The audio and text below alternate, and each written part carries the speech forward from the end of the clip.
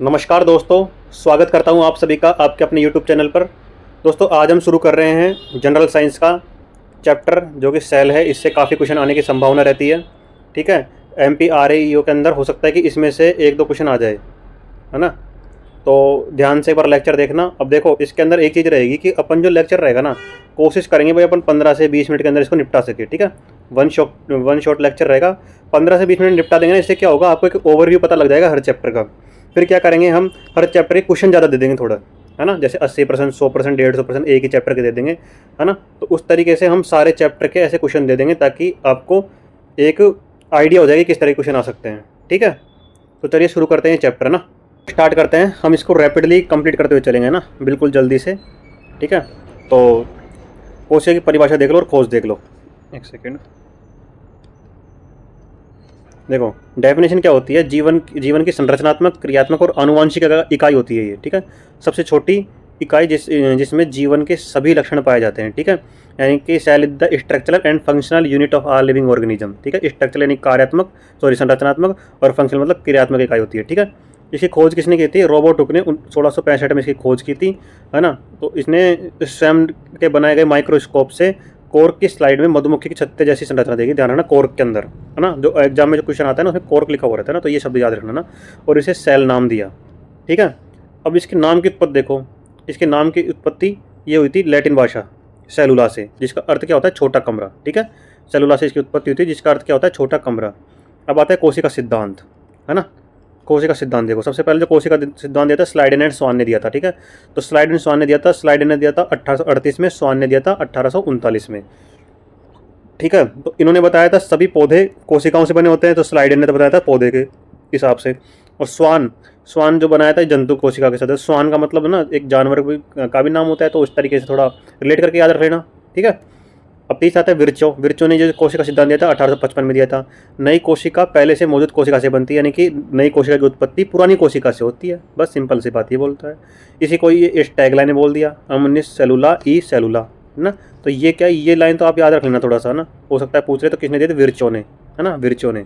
ठीक है, आकार देख लो, ज़्यादातर कोशिकाएँ होती है ना, वो 10 से 100 माइक्रोमीटर होती है। ठीक है, इनका आकार कितना होता है? 10 से 100 माइक्रोमीटर होता है। नग्न आंखों से नहीं दिखती कोशिका। इसकी आकृति गोल भी हो सकती है, अंडाकार भी हो सकती है, बेलनाकार, चपटी, तरक्कू, अनियमित, है ना, कैसी भी हो सकती है इसकी आकृति, है ना। अब एग्जाम में जो क्वेश्चन आए हुए हैं ना, मैंने उस हिसाब से थोड़ा बहुत लिखा हुआ है। जैसे कोशिका खोज किसने की थी? तो रॉबर्ट हुक ने की थी। कब की थी? 1665 में। सेल शब्द किसने दिया था? तो रॉबर्ट हुक ने दिया था। ये भी ध्यान रखना, इंपॉर्टेंट चीज़ है ना, क्योंकि कभी कभी क्या होता है, सेल शब्द किसने दिया इस टाइप में आ गया तो भाई कोशिका खोज तो पता रहते, तो शब्द भी इसने ही दिया था। ठीक है, रॉबर्ट हुक ने।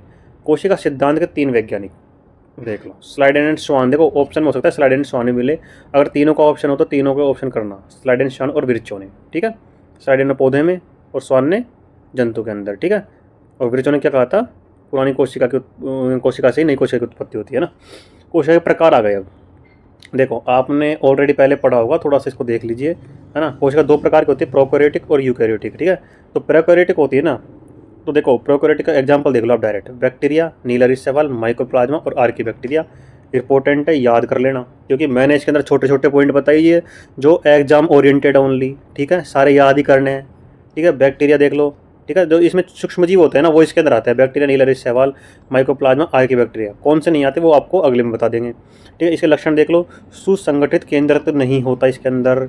ठीक है, डीएनए होता है लेकिन नग्न होता है बिल्कुल। झिल्ली युक्त अंगक नहीं पाए जाते। ठीक है, जैसे 2 झिल्ली वाले, 1 झिल्ली वाले पाए जाते हैं ना, इस हिसाब से। राइबोसोम इसमें 70S प्रकार का होता है। ठीक है, आकार इसका होता है 1 से लेकर 10 माइक्रोमीटर और छोटी होती है। ठीक है, कोशिका विभाजन, विखंडन, बाइनरी फिजन होता है इसके अंदर। ठीक है, विखंडन द्वारा बाइनरी फिजन होता है। ठीक है, कोशिका भित्ति देख लो, पेप्टिडोग्लाइकन की बनी होती है। ठीक है, कोशिका भित्ति किसकी बनी होती है? पेप्टिडोग्लाइकन की बनी होती है। फ्लैजिला, फ्लैजिलस क्या होता है? थोड़ा ये इस टाइप के इसके अंग होते हैं जो लगे रहते हैं इसके अंदर, है ना। तो ये गति के लिए सहायक होता है, तो गति के लिए कशाभिकाएँ होती है इसके अंदर। ठीक है, न्यूक्लियोइड क्या होता है? डीएनए वाला क्षेत्र होता है और इसमें झिल्ली नहीं होती। ठीक है, जैसे कोई भी कोशिका होती है तो जंतु कोशिका में क्या न्यूक्लियस ऐसे पड़ा रहता है, लेकिन इसके अंदर क्या होगा? इसके अंदर थोड़ा सा ना, जैसे ये कोशिका हो गई तो इसके बीच में बस इस टाइप में थोड़ा सा गाढ़ा टाइप में पड़ा रहेगा। ठीक है, तो डीएनए वाला क्षेत्र होता है लेकिन झिल्ली नहीं होती इसके अंदर, ध्यान रखना। ठीक है, यूकैरियोटिक कोशिका देख लो, इसके उदाहरण देख लो, पौधे होते हैं, जंतु होते हैं ना। अब देखो इसके अंदर ध्यान रखना, इसके अंदर क्या आ रहा है? कवक आ रहा है, प्रोटिस्टा आ रहा है और शैवाल आ रहा है। भाई साहब, इंसान यहीं पसता है। ठीक है, जो कि सूक्ष्म जीव उसके अंदर आ गए। लेकिन इसके अंदर भी ध्यान रखना, इसके अंदर कवक, प्रोटिस्टा और शैवाल, ठीक है। तो देखो दोस्तों, इसको एक काम करना, आप इस तरीके से याद रख लेना। जैसे देखो, पी मतलब होता है प्लांट, ठीक है, और जंतु यानी एनिमल, तो ए कर लेना, ठीक है, पी ए हो गया। अब इधर आ जाओ, प्रोटिस्ट आ जाएगा एक तो, और एक आ जाएगा एल्गी, ठीक है, दो यहाँ पे हो गए, और बीच में क्या आ जाएगा, फंगी, ठीक है। इस तरीके से याद रखना, P A F P A, या फिर पापा एफ कर लेना ना, एफ पापा कर लेना, पापा एफ कर लेना, कुछ भी कर लेना, ठीक है। तो ये सब इसमें आ जाएगा यूकैरियोटिक में, ठीक है। लक्षण देख लो इसके, सुसंगठित केंद्रक होता है इसके अंदर, झिल्ली युक्त कोशिकांग होते हैं, यानी कि इनकी कोशिकाओं में क्या पाई जाती है, चारों तरफ झिल्लियाँ पाई जाती है, झिल्ली युक्त अंग आ जाएगा ना। डीएनए स्टोन से जुड़ा होता है, डीएनए जो होता है वो स्टोन से जुड़ा होता है, स्टोन प्रोटीन से, ठीक है। और राइबोसोम इसमें 80 प्रकार का होता है, उसमें 70S था, क्योंकि वो छोटा था तो उसमें 70S है, और ये बड़ा है तो इसमें 80S है। इसकी जो साइज़ होती है कितनी होती है, 100 से 10 से 100 माइक्रोमीटर होती है, बड़ी होती है। कोशिका विभाजन इसके अंदर समसूत्री और अर्धसूत्री होता है। जो कायिक कोशिका होती है इसके अंदर समसूत्री, और जो लैंगिक कोशिकाएं होती है उसके अंदर अर्धसूत्री विभाजन होता है, ठीक है। समसूत्री में एक कोशिका से दो कोशिका का निर्माण होता है, ठीक है, और अर्धसूत्री में 4 कोशिका का होता है ना। तो इसको भी बाद में देखेंगे, कोशिका सेल डिवीजन अलग चैप्टर कर लेंगे थोड़ा ना। संगठन देख लो, बहुकोशिका जीवों के उत्तक अंग व तंत्र बनाते हैं, ठीक है।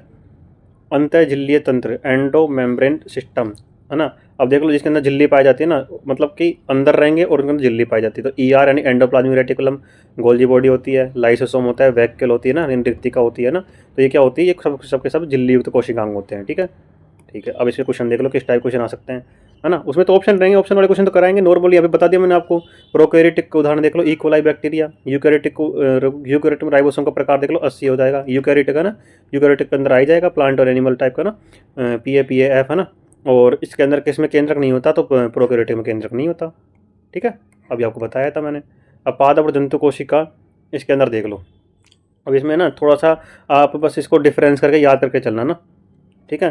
पादप, जो कि दोनों तो यूकैरियोटिक में आ ही रही है, तो कोशिका भित्ति देख लो। पादप के अंदर तो कोशिका भित्ति पाई जाएगी, लेकिन जंतु में ये अनुपस्थित रहती है, ठीक है। और जो पादप में कोशिका भित्ति होती है ना, वो सेलुलोज और पैक्टिन की बनी होती है, ठीक है। प्लाज्मा झिल्ली देख लो, इसके अंदर उपस्थित रहती है, इसके अंदर प्लाज्मा झिल्ली उपस्थित रहेगी, दोनों के अंदर उपस्थित रहेगी, ठीक है। लवक होते हैं, लवक प्लास्टिड। अब प्लास्टिड का देखो, जंतु में तो कोई काम है नहीं, ठीक है, तो इसके अंदर होते हैं प्लास्टिड, ठीक है, प्लांट के अंदर। रसधानी जिसको वैक्यूल बोलते हैं ना, तो इसके अंदर एक बड़ी होती है, लेकिन इसके अंदर छोटी होती है और अस्थायी होती है, ठीक है। सेंट्रोसोम इसमें अनुपस्थित होता है, लेकिन अब ये ध्यान रखना, जंतु के अंदर ये उपस्थित होता है, ठीक है। प्लांट सेल के अंदर क्या, सॉरी, एनिमल सेल के अंदर उपस्थित रहता है, ध्यान रखना, सेंट्रोसोम। ग्लाइकोजन इसके अंदर अनुपस्थित होता है, और इसके अंदर जंतु कोशिका में उपस्थित होता है, ठीक है। क्योंकि ग्लाइकोजन के रूप में तो भोजन संग्रहित होता है इसके अंदर, अपने अंदर, है ना। और ये देखो, मध्य पटलिका, मिडिल लैमिला इसके अंदर उपस्थित होती है। मिडिल लैमिला का तो यार प्लांट में काम है, इसमें क्या काम रहेगा ना, जंतु के अंदर, ठीक है। लाइसोसोम देख लो, लाइसोसोम होता है वो तो इसके अंदर बहुत कम होता है, यानी कि न के बन नहीं मान लो इसको ना, ठीक है। लाइसोसोम अपने अंदर तो पाया जाता है, तभी तो अपने पाचन होता है। आकर देख लो, इसकी निश्चित और आयताकार होती है, अपनी तो अनिश्चित होती है, यानी जंतु की अनिश्चित होती है। प्लाज्मोडेस्माटा इसके अंदर उपस्थित होता है, ध्यान रखना, इसके अंदर अनुपस्थित होती है प्लाज्मोडेस्माटा, ठीक है दोस्तों। प्लाज्मोडेस्माटा जो होता है वो किसमें पाया जाता है, प्लांट सेल में, एनिमल सेल में नहीं पाया जाता, अनुपस्थित होता है, ठीक है। अब इससे रिलेटेड क्वेश्चन देख लो थोड़े से।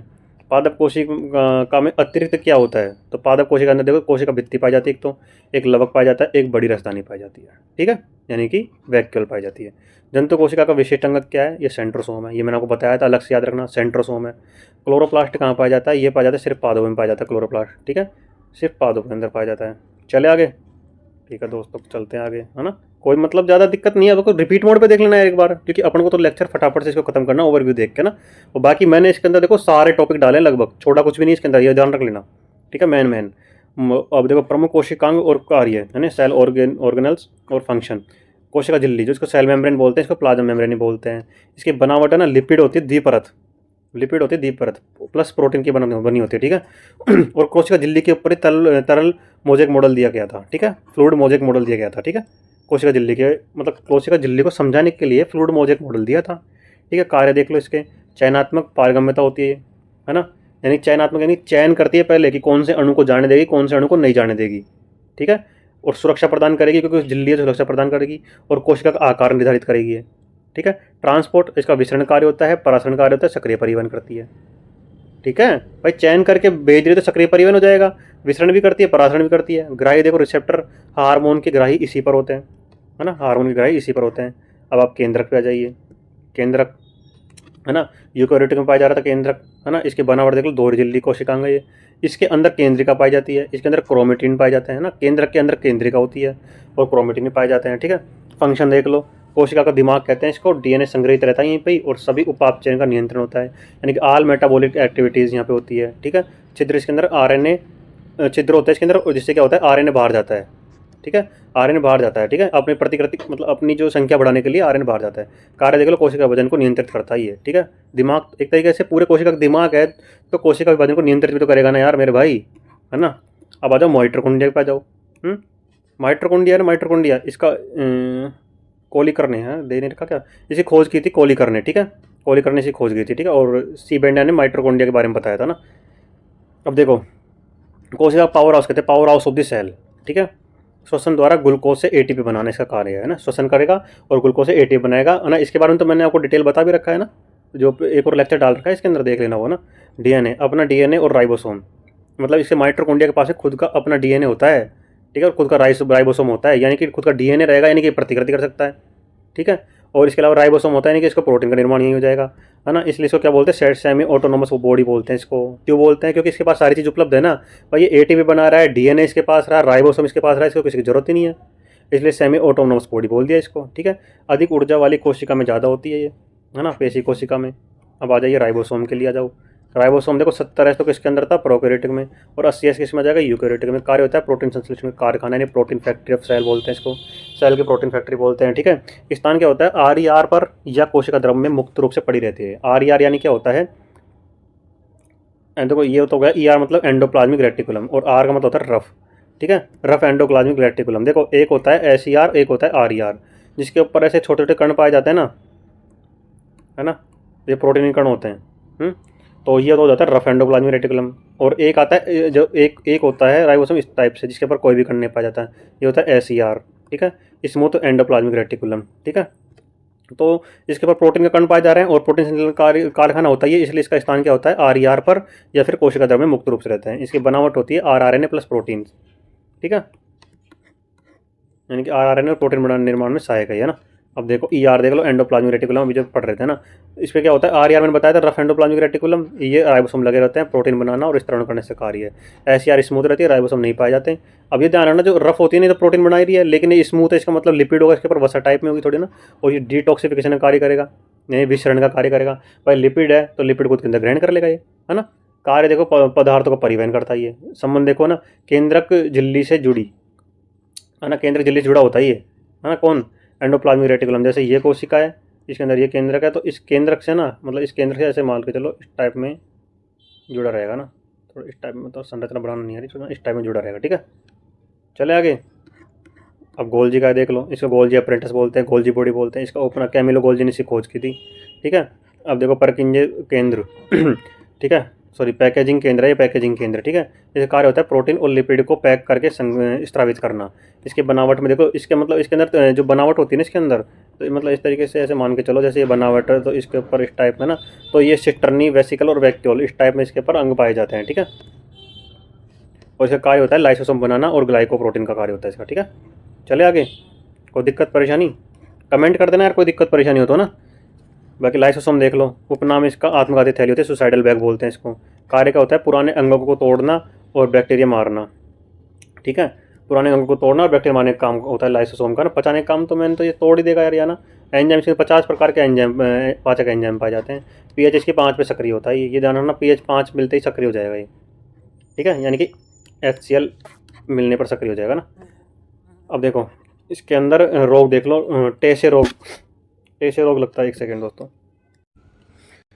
तो चलिए दोस्तों आगे चलते हैं, थोड़ा मक्खी ने डिस्टर्ब कर दिया।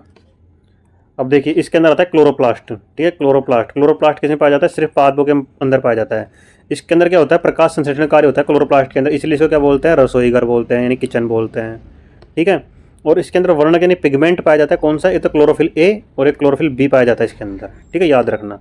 और ये इसके पास अपना खुद का DNA होता है, इसी कारण इसको क्या बोलते हैं, सेमी ऑटोनोमस बॉडी बोलते हैं, यानी कि अर्ध स्वायत्त अंग बोलते हैं। क्यों बोलते हैं, क्योंकि खुद का DNA हो गया, है ना, क्लोरोफिल पाया जा रहा है, ऊपर से ये खाना भी खुद ही बना रहा है प्रकाश संश्लेषण के द्वारा ना, ठीक है। अब आता है रिक्तिका। अब ये क्या होती है रिक्तिका, ये बड़ा कोशिकांग होती है, ठीक है, जल और पोषक तत्वों का संग्रह करती है। टर्गर प्रेशर, ध्यान रखना, टर्गर प्रेशर यानी कोशिका दाब बनाए रखती है ये। और पुष्पों के अंदर जो रंग होता है ना, कोशिका रस से होता है वो, ठीक है। अब आता है इसमें अवशिष्ट, अवशिष्ट पदार्थ रखते हैं, क्योंकि सबसे बड़ा अंग हो गया, तो अवशिष्ट पदार्थ, कोशिका में अवशिष्ट पदार्थ बनेंगे ना, वो इसी के अंदर संग्रहित हो जाएंगे, ठीक है।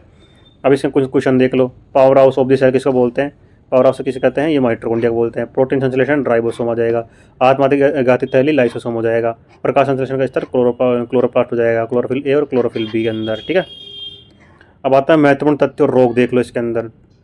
देखो, सबसे बड़ी कोशिका होती है, सबसे लार्जेस्ट सेल होती है, वो होती है शुतुरमुर्ग का अंडा, ये होता है 70 mm का, ठीक है। सबसे छोटी कोशिका जो होती है वो होती है माइकोप्लाज्मा, माइकोप्लाज्मा गैलीसेप्टिकम, ये होता है 0.1 माइक्रोमीटर का, ठीक है। मानव की सबसे लंबी कोशिका, अब ये लंबी बोल रहा है तो लंबी के अंदर आ जाएगा तंत्रिका कोशिका, न्यूरॉन, ये होती है कितने मीटर की? 1 मीटर की, ठीक है। फिर आता है, अगर सबसे छोटी पहुंचे तो शुक्राणु कोशिका हो जाएगी, ठीक है। अब देखो, मानव की सबसे लंबी कोशिका तो बोल दी है ना। अब आता है कोशिका सिद्धांत का अपवाद, एक्सेप्शन क्या है? देखो, विषाणु, बैक्टीरिया, परिपक्व लाल रुधिर कणिका, ये क्या होता है? ये कुछ, ये तीनों कोशिका सिद्धांत के अपवाद है, ठीक है।